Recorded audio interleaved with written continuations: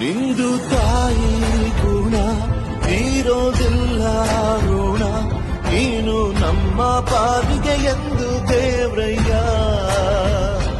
ತಾನು ನೋವಾಲುಂಗಿ ಜೀವ ನೀಡೋ ಮಗ, ನಿನ್ನ ಪಡ್ಕೊಂಡಿದ್ದೆ ಪುಣ್ಯ ಗಣಯ್ಯ.